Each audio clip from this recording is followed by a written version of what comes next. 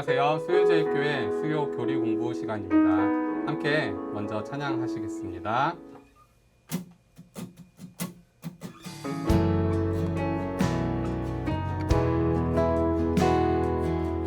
알고 오묘한 그 말씀, 알고 오묘한 그 말씀, 생명의 말씀은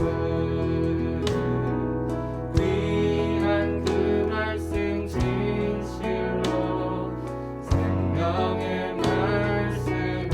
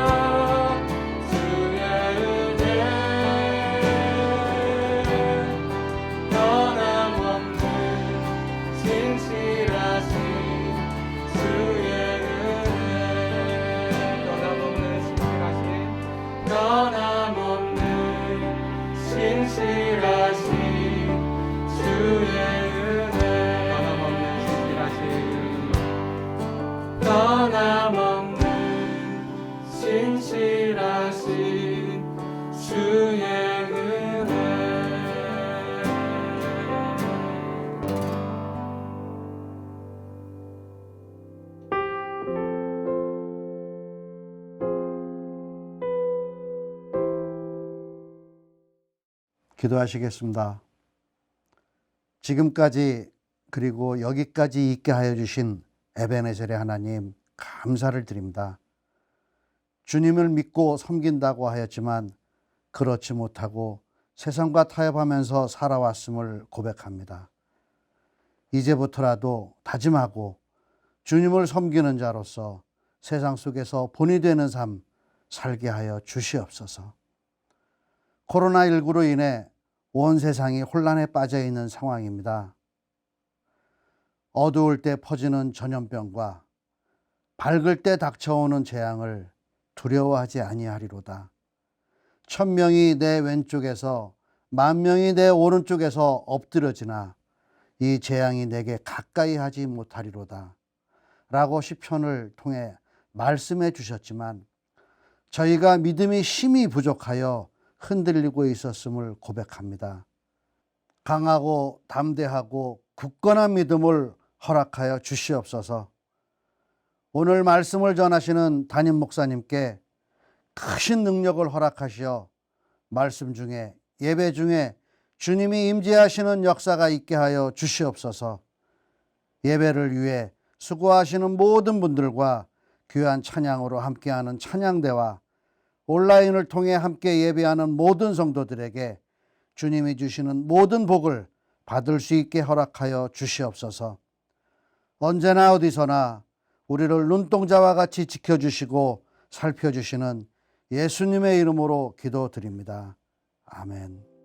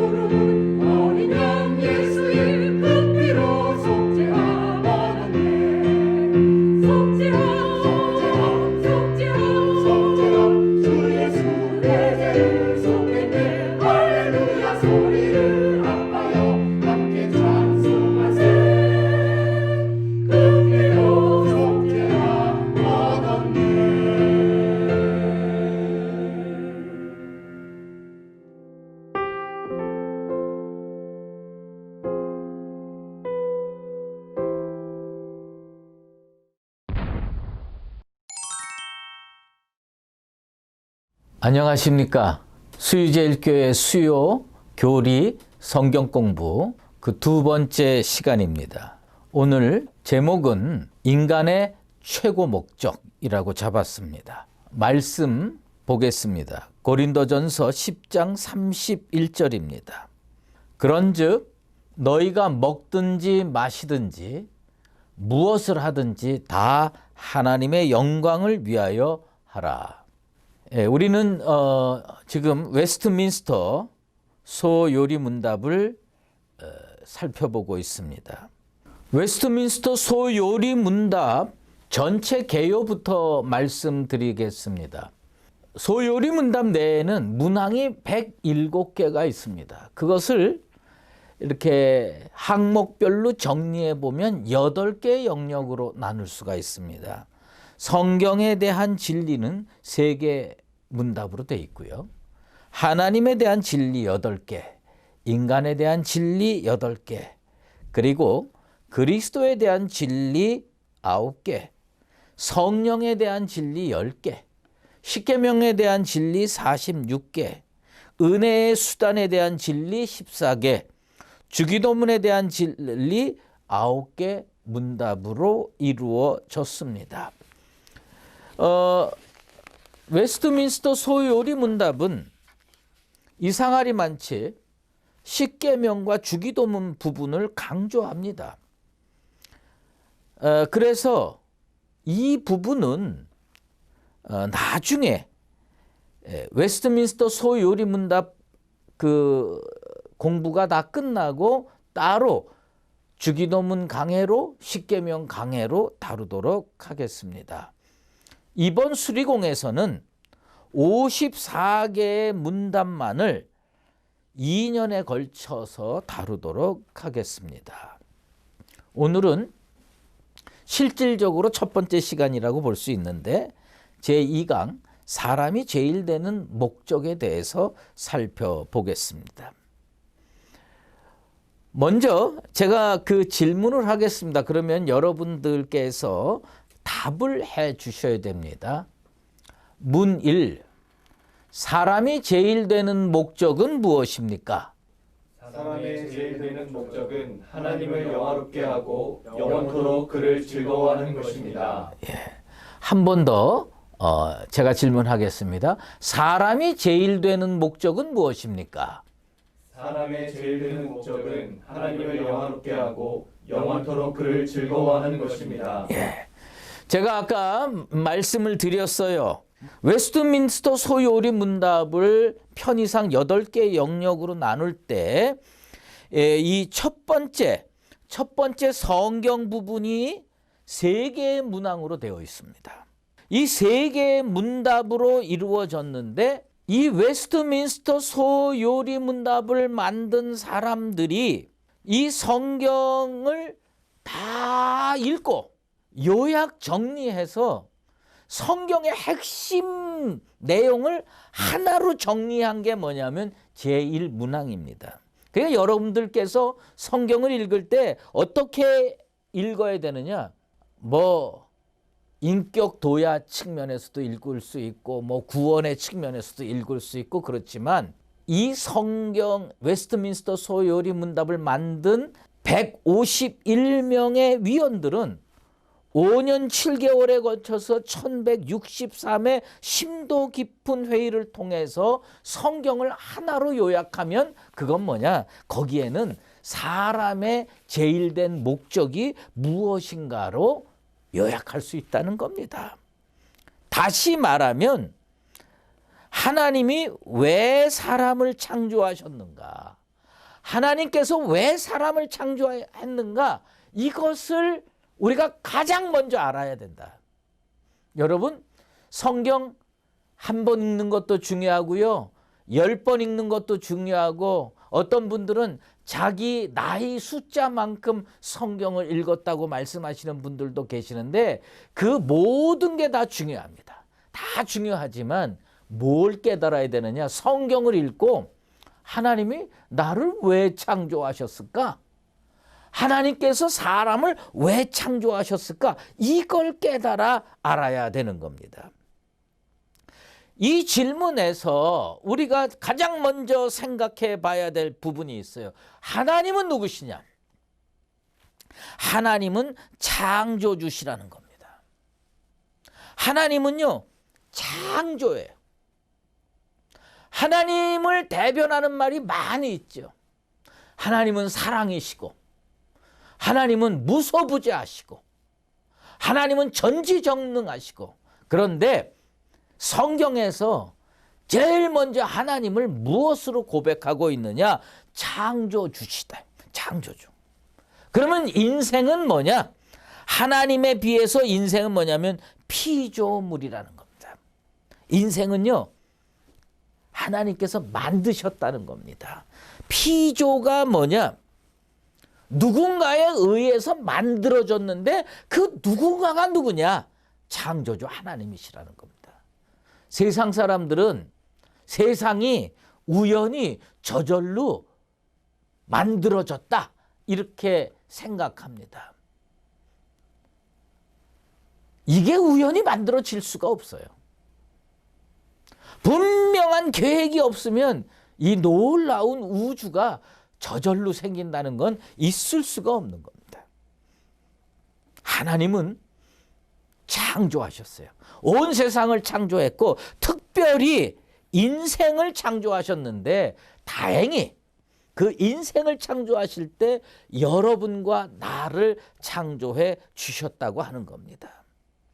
우리가 하나님은 창조주이시고 인생은 피조물이라고 했을 때에 가장 먼저 생각해 봐야 되는 게 있어요. 그것은 예레미야 선지자가요, 토기장이의 비유로 우리에게 말하고 있습니다. 하나님은 토기장이시고요, 우리는 그 토기장이가 만든 그릇과 같은 겁니다. 예레미야 18장 1절에서 12절에 그 토기장이의 비유가 있는데 거기에 이런 말씀이 있습니다. 진흙이 토기장이의 손에 있음같이 너희가 내 손에 있느니라. 우리는 여기에서 무엇을 깨달아야 되냐면요, 하나님이 요렇게도 만들 수가 있고 저렇게도 만들 수가 있는데 하나님이 나를 요렇게 만들었다는 겁니다. 여러분들 하나님의 작품이에요. 제가 누누이 말씀드리지만 우리는 하나님의 작품입니다. 지난 설교 시간에 포이에마라고 말씀드렸습니다. 포이에마라는 말이 뭐냐면 작품이라는 겁니다. 하나님께서 여러분을 작품으로 만들었어요. 그래서 우리는 하나님은 창조주시고 우리는 피조물이라는 말 속에는 뭐냐? 우리는 그의 것이다. 우리는 그의 것이다 라고 하는 거예요. 여러분들 이렇게 고백해야 됩니다. 나는 하나님의 것입니다. 따라해 보십시다. 나는 하나님의 것이다. 하나님의 것이다. 예. 그래서요, 하나님의 것이라고 하는 것의 의미는 뭐냐면 내가 분명히 만들어진 존재이니까 그 만든 존재에 나를 향한 뜻이 있다. 그 뜻을 실천하면서 사는 것이 우리의 사명이다. 우리가 여기서 생각해 봐야 될 것이 있어요. 그것은 뭐냐면 그 청교도 지도자였던 토마스 왓슨이라고 하는 사람이 뭘 얘기를 했느냐면 피조된 인생의 삶의 목적이 뭐냐? 인간이 자기 인생의 목적을 상실하고 사는 것보다 차라리 생명을 잃는 편이 낫다고 토마스 왓슨은 고백하고 있습니다. 여러분, 목적 있는 인생을 살아야 돼요. 하나님이 나를 만드신 이유가 있다는 겁니다. 그러므로 목적 있는 삶을 살아야 됩니다. 이 하나님께서요, 어떤 존재였느냐? 창조주신데 본래 영광스러운 존재였습니다. 스데반은 하나님을 뭐라고 고백했느냐? 영광의 하나님으로 고백을 했습니다. 우리가요, 하나님을 각자 보는 워낙 큰 존재이시기 때문에 우리가 하나님을요, 우리 하나님의 존재가 있다고 보십시다. 뭐 제가 그림을 잘 못 그리잖아요. 이런 각도에서도 볼 수가 있고요, 이런 각도에서도 볼 수가 있고, 이런 각도에서도 볼 수가 있습니다. 이쪽에서 보면 사랑의 하나님이에요. 저쪽에서 보면 전능의 하나님이에요. 그런데 또 이쪽에서 보면 어떻게 보이느냐? 하나님은 영광의 하나님이다. 스데반이 설교할 때에 하나님을 뭐라고 선포했느냐? 영광의 하나님이다. 사도 유다가 그렇게 고백했습니다. 인생은 어떤 존재냐? 흑암으로 돌아갈 유리할 별들. 유리하는 별들이 뭡니까? 별에는요, 항성이 있고요, 그 다음에 이 유리하는 별들, 유성이 있어요. 그것을 우리는 별똥별이라고 그러죠. 어느 날 저기 뭡니까? 바닷가에 갔는데 평소에 볼 수 없는 별들을 이렇게 바라고 있는데 저 하늘에서 쏜살같이 떨어지는 별들을 본 적이 있을 겁니다. 그게 뭐냐? 별똥별이죠. 인생은 어떤 존재냐? 이 별똥별과 같은 존재다. 항성과 같은 존재는 없습니다. 기껏 고작 살아야 100년 사는데 진짜 별똥별 같은 존재입니다. 그런 별똥별 같은 존재인데 우리가 하나님께 이 별똥별 같은 존재를 만드신 그 하나님께 영광을 돌리면서 사는 것이 우리의 삶의 목적이 돼야 되는 겁니다. 그러면 우리가 하나님께 영광 영광 돌리는 방법을 알아야 영광을 돌리지 않겠습니까? 다윗이요, 하나님 이름, 여호와 이름에 합당한 영광을 그에게 돌리라고 우리에게 권면하고 있습니다. 하나님 이름에 합당한 영광을 돌리라고 말씀하는데 그 영광을 돌리는 것을 우리는 뭘로 돌려야 되느냐? 그것은 고린도전서 6장 20절에 보면 사도 바울이 우리에게 분명하게 가르쳐 주고 있습니다. 너희는 값으로 산 것이 되었으니 그런즉 너희 몸으로 하나님께 영광을 돌리라. 여러분, 우리는요, 생각으로 하나님께 영광을 돌릴 수 있고 입술로 하나님께 영광을 돌릴 수 있고 행실로 하나님께 영광을 돌릴 수 있어요. 그건 다 뭐냐? 몸으로 하나님께 영광을 돌리는 겁니다. 어떻게 하나님께 영광을 돌릴 수 있습니까? 영화롭게 하는 것과 영화롭게 만드는 것의 차이를 알아야 됩니다. 욥이 이런 고백을 했어요. 욥기 35장 7절에 그대가 의로운들 하나님께 무엇을 드리겠으며 그가 그대의 손에서 무엇을 받으시겠느냐. 우리가 하나님께 우리 하나님을 참 영화롭게 만들어 드려야지. 이거 교만한 겁니다. 우리가 하나님을 영화롭게 만들 수가 없다는 거예요. 그냥 우리는 착한 행실을 하고 입술에 고백을 하고 예배를 하고 이런 게 하는데 하나님께서요 그것을 영화롭게 받아주시는 거예요. 하나님께서 영화롭게 받아주시는 거예요. 이것을 우리가 알고 있어야 됩니다. 여러분들 그 어버이날 경험했습니까? 어버이날 아이들 이렇게 크면요 어느 날 유치원에 가게 됩니다. 유치원 가게 되면 말이에요. 이 유치원에 어버이날이 되면 선생님이 그 꽃을 만들어줘요. 그 꽃을 이렇게 만들어줘 가지고 집에 갖고 옵니다. 그러면 이 아이가 만든 꽃이 여러분 대단합니까? 정말 작품으로 잘 만들었습니까? 아니에요. 그게 대단한 작품이 아니에요. 그렇지만 그 어린아이가 아빠를 생각하고 엄마를 생각하고 만드니까 우리가 그거를 받아주는 겁니다. 그리고요, 보관까지 해요. 우리가 몸으로 하나님께 영광을 올려드린다고 해서 얼마나 하나님이 영화롭게 되겠습니까? 아니라는 거예요. 여러분, 내가 잘 산다고 하나님을 영화롭게 만들 수 있다고 생각하는 거 그거 잘못된 생각입니다. 그냥 우리는 우리가 최선을 다해서 애쓰고 힘쓰면 우리 하나님이 그걸 받아주시는 겁니다. 그런데 사도 바울이 뭐라고 얘기했습니까? 빌립보서 1장 20절에 살든지 죽든지 내 몸에서 그리스도가 존귀하게 되려 한다고 얘기를 합니다.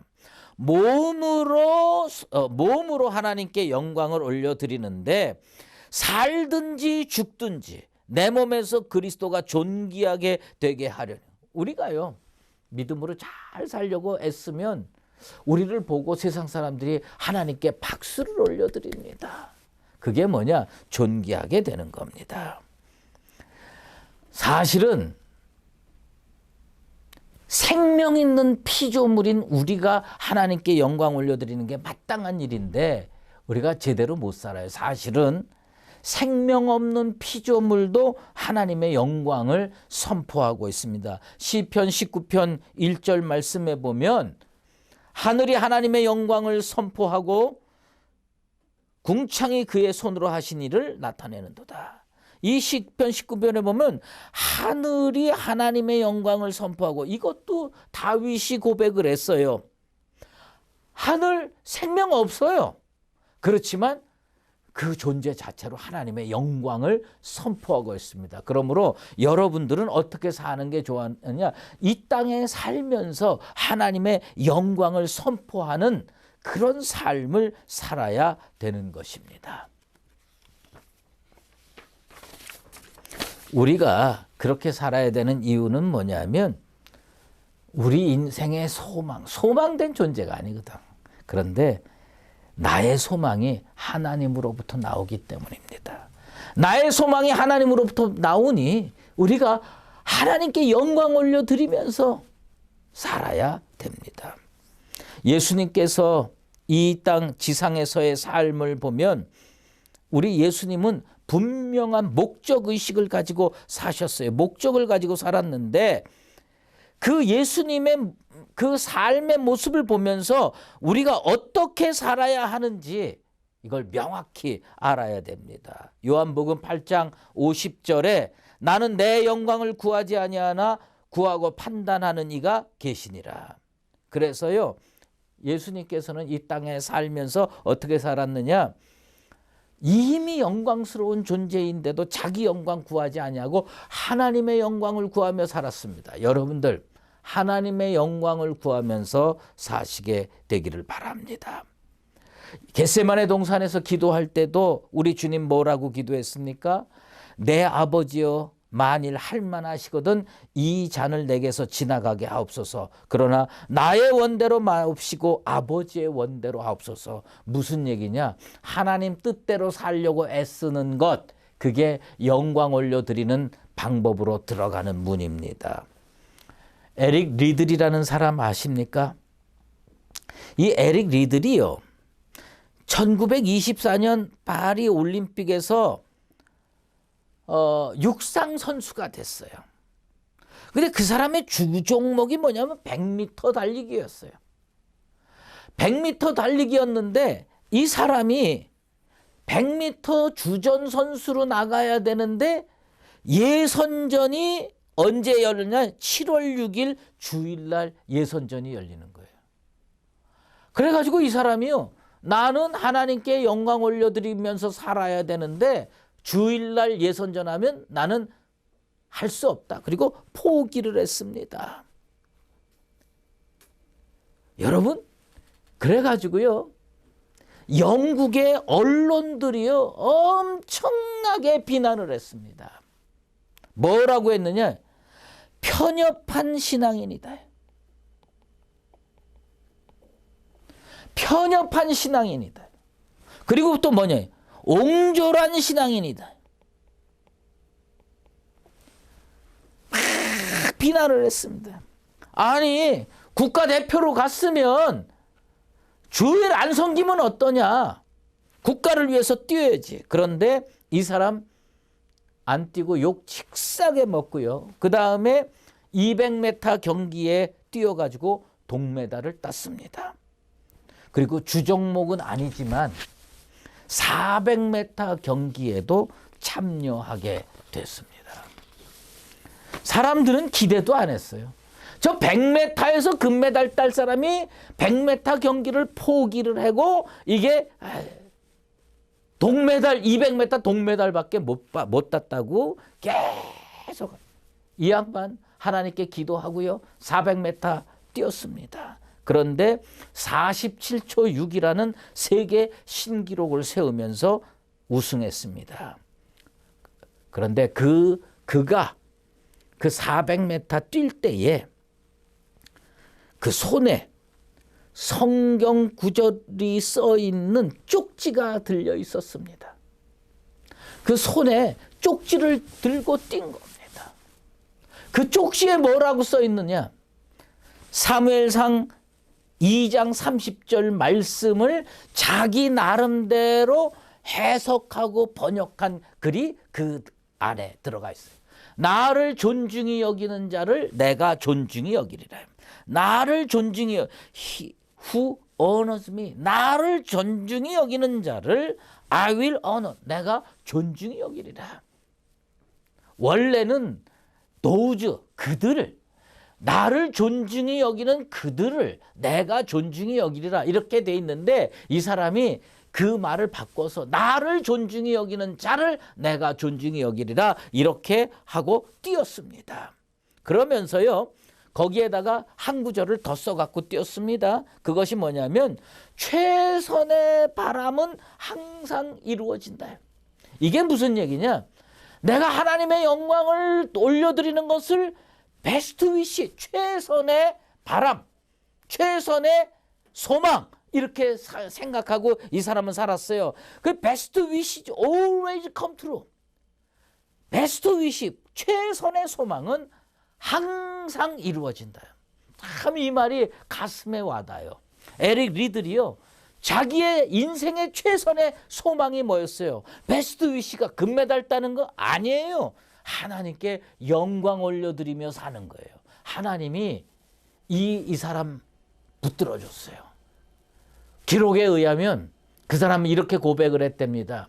200m는 내 힘으로 뛰었다. 나머지 200m는 하나님이 도와주셔서 뛰었다. 그래가지고 세계 신기록을 냈습니다. 그러면 하나님께 영광 올려드릴 수 있는 것은 뭐냐? 몸으로 영광을 돌려야 된다. 근데 몸으로 하나님께 영광을 돌릴 수 있는 최고의 방법이 있습니다. 그것이 뭐냐면 예배입니다. 여러분, 예배를 존귀히 여기시게 되길 바랍니다. 시편 기자가 그렇게 고백을 했습니다. 여호와께 그의 이름에 합당한 영광을 돌리며 거룩한 옷을 입고 여호와께 예배할지어다. 물론 이 거룩한 옷은 성령의 옷이겠죠. 하지만 우리가 하나님 전에 나올 때 마음 준비를 하고 나오라는 의미로 해석할 수가 있습니다. 가능하면 깨끗이 빨아입고 잘 데려서 몸과 마음을 정결하게 하고 나와서 하나님께 예배를 하는데 여러분 이왕이면요 목이 터져라 찬송하고 말씀 한 구절이라도 정말 경청하는 자세로 예배를 드리게 되길 바랍니다. 그게 하나님께 영광 올려드리는 최선의 방법입니다. 신명기 기자가 뭐라고 얘기했습니까? 너는 마음을 다하고 뜻을 다하고 힘을 다하여 내 하나님 여호와를 사랑하라. 예배 어떻게 드려야 되냐? 우리가 옛날 성경에 신령과 진정으로 예배를 드리래요. 예? 힘을 다해서 마음을 다해서 뜻을 다해서 예배를 드리면 우리 하나님께서 여러분의 예배를 영광스럽게 받아 주실 줄로 믿습니다. 두 번째로 몸으로 하나님께 영광 올려드리는 것이 또 뭐냐? 믿음으로 영화롭게 할 수 있습니다. 몸도 믿음 안에 있는 거예요. 몸은 영적인 거니까 따로 떨어진 게 아닙니다. 우리가요 기독교 내에서는요 인간을 어떻게 보느냐? 몸과 혼과 영으로 구성되어 있다고 봅니다. 그런데 이게 따로 떨어진 게 아니에요. 다 하나로 묶어 있어요. 다 하나로. 그러니까 우리가 믿음으로 영화롭게 할 수 있다는 말은 뭐냐면 내 존재로 하나님을 믿는 게 중요해요. 그래서 내가 잘 믿으면 승리할 수가 있어요. 그러면 하나님께 영광 올려드리는 겁니다. 여러분 견고한 믿음의 소유자가 되시기를 바랍니다. 그래서 하나님께 영광 올려드리는 삶을 살아야 됩니다. 대표적인 예가 누굽니까? 다니엘의 세 친구입니다. 느부갓네살 왕이 금신상에 절하지 않는다는 이유로 맹렬히 타는 불에다가 집어넣었어요. 여기 그 그림 나오잖아요. 여기 보면 세 친구가 있는데 거기 또 하나가 있어요. 이 주경학자들은 다 이분이 예수 그리스도라고 평가하고 있습니다. 아무튼 7배나 뜨거운 풀무불에다가 던집니다. 그런데 그 머리털 하나 타지 아니하고 그들은 건짐을 받습니다. 왜요? 하나님께서 그들을 건지시기로 했어요. 그들이 어떤 고백을 했습니까? 그렇게 하지 아니하실지라도라고 다니엘서 3장 18절에 고백을 했습니다. 여기 참 저는요 조금 아쉬운데 어떤 거는요, 이 성경 번역자들이 우리 입에 익숙한 건 좀 안 바꿨으면 좋겠어요. 우리 옛날 성경에 뭐라고 기록이 되어 있습니까? 그리 아니하실지라도. 그 참 얼마나 아름다운 고백입니까? 그 그리 아니하실지라도 그런 믿음을 가지고 살아가지고요, 느부갓네살 왕이요, 사드락과 메삭과 아벳느고의 하나님을 찬송할지로다. 사드락과 메삭과 아벳느고의 하나님을 찬송할지로다. 저는 이 느부갓네살 왕의 고백이 참 귀하다고 보는 겁니다. 왜요? 사드락과 메삭과 아벳느고가 몸으로 하나님께 영광을 올려 들리니까 어떻게 됐습니까? 그들이 변한 겁니다. 느부갓네살 왕이 변했습니다. 세상이 바뀌었습니다. 오늘날 21세기 그리스도인들이 하나님을 이렇게 믿게 되길 바랍니다. 그래서 수유제일교회 성도의 하나님을 찬송할지로다. 한번 따라해 보십시다. 수유제일교회 성도의 하나님을 수유제일교회 성도의 하나님을 찬송할지로다. 찬송할지로다. 할렐루야. 이렇게 되기를 바랍니다. 그리고 이제 세 번째로 몸으로 영광을 돌리는 방법, 그것은 뭐냐면 그리스도를 위해서 사는 삶입니다. 열매를 맺어야죠. 열매를 맺어요. 우리 주님께서 십자가에 달려 돌아가셨습니다. 그리고 우리를 구원해 줬습니다. 왜요? 우리가 예수를 위해서 살게 하려 합니다. 살아나신 이를 위하여 살게 하려 합니다. 진짜 그리스도를 위해서 살게 하려고 우리 주님께서 십자가에 달려 돌아가신 겁니다. 그리고 우리 주님께서 산상수훈에서 뭐라고 말씀했습니까? 너희 착한 행실을 보고 하늘에 계신 너희 아버지께 영광을 돌리게 하라. 우리는요, 이 땅에서 착하게 살아야 됩니다. 이 착하다고 하는 것이 뭐냐? 단순히 안 싸우고 이런 게 아니에요. 하나님 뜻에 잘 맞게 살라는 거예요. 하나님 뜻에 맞게 살면 그게 세상에서는 선함으로 착함으로 나타납니다. 그러면 세상 사람들이 야, 진짜 하나님께 영광을 올려드리게 될 줄로 믿습니다. 이제 마지막으로 생각해 볼 부분이 있어요. 그것은 뭐냐면 하나님께 영광 올려드리는 것과 더불어 우리가 해야 할 또 한 가지 일이 있습니다. 그것은 뭐냐면 영원토록 하나님을 즐거워하는 것입니다. 인간은요, 참 유혹에 약합니다. 살면서 행복하기를 원하는데 행복해지기 위해서 쾌락을 쫓습니다. 행복해지려고 해서 유혹에 빠집니다. 마귀가 찾아와 가지고 우리가 끌려가는 경우도 많지만 내 발로 찾아가요. 그러면서 행복해지려고 하는 겁니다. 그런데 행복해지기는커녕 불행의 나락으로 떨어질 때가 참 많습니다. 그 선악과 간교한 뱀이 찾아와 가지고요, 어떡합니까? 유혹을 합니다.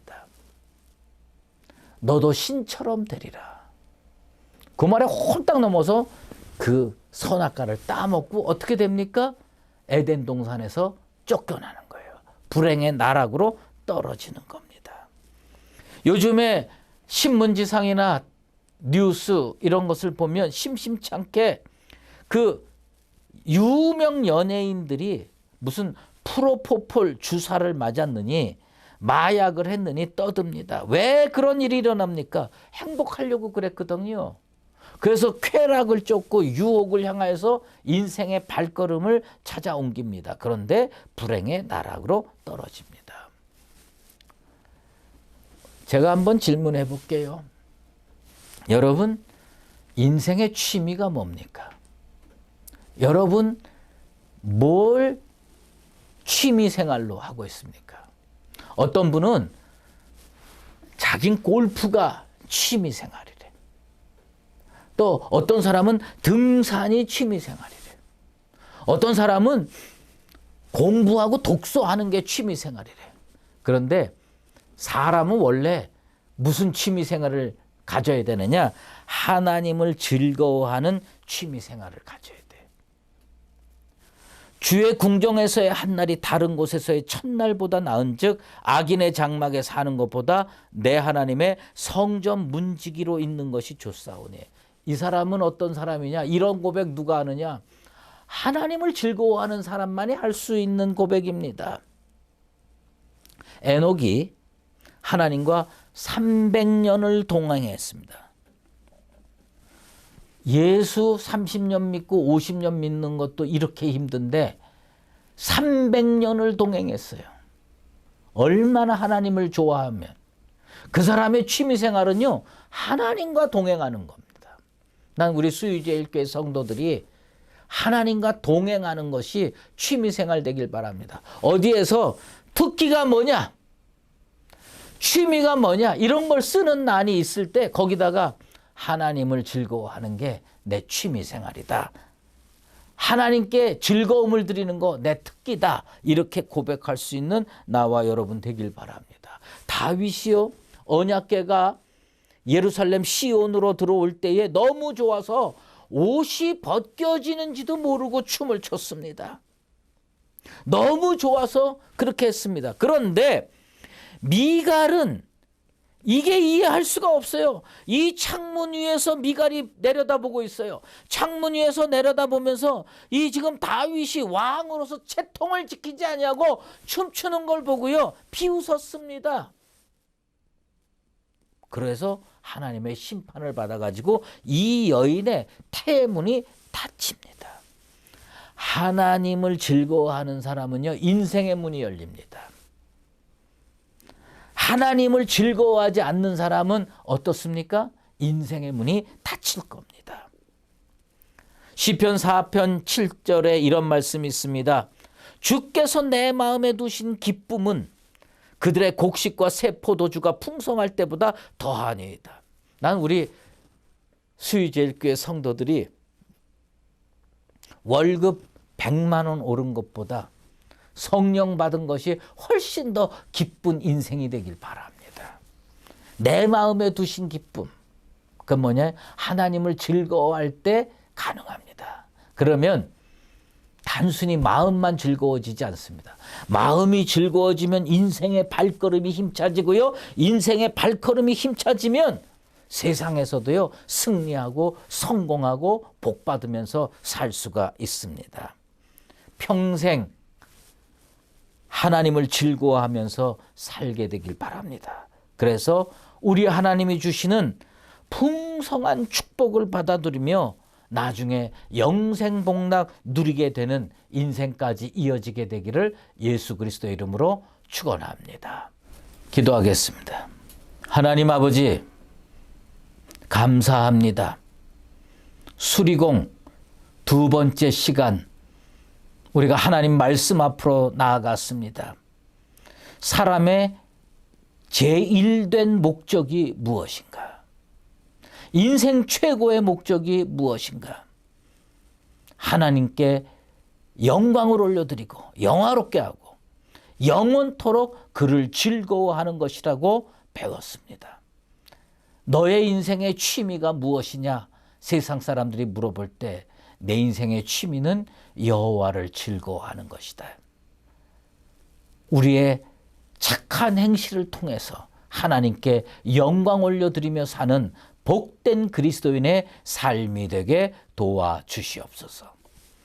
이제는 우리 주 예수 그리스도의 은혜와 하나님 아버지의 극진하신 사랑하심과 성령의 인도하시고 교통하심이 내가 창조된 목적이 무엇인지를 정확하게 깨닫고 하나님을 영화롭게 하며 영원토록 하나님을 즐거워하면서 살기로 작정하는 수유제일교회 모든 믿음의 권속들과 몸된 교회 위에 이제로 영원히 함께 계시옵기를 간절히 축원하옵나이다.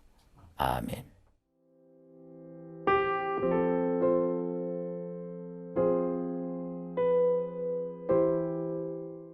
우리 시간 다 함께 마음 모아 기도하도록 하겠습니다. 먼저는 오늘 함께 들은 말씀을 생각하면서 기도합시다. 우리의 모든 삶의 한 절 한 절이 하나님께 영광이 되는 삶을 살게 하소서. 세상의 유혹에 지지 않고 영원토록 하나님을 즐거워하면서 하나님 앞에서 살아갈 수 있게 하소서. 둘째로 우리 나라와 민족, 세계 열방을 위하여 함께 기도합시다. 대한민국이 정치적 대립과 양분화에서 그리스도의 사랑으로 초월하여 하나 될 수 있도록 주여 도와주시옵소서. 코로나 전염병으로 고통받고 있는 세계 열방을 위로하여 주시고 속히 회복을 명하여 주시옵소서.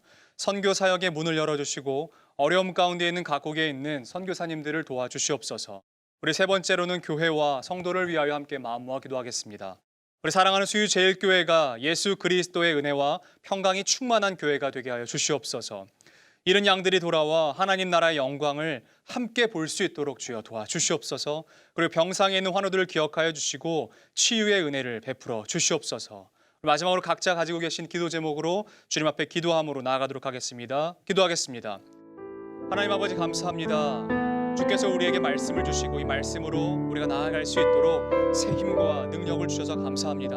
하나님, 우리가 이 시간 들은 말씀을 기억합니다.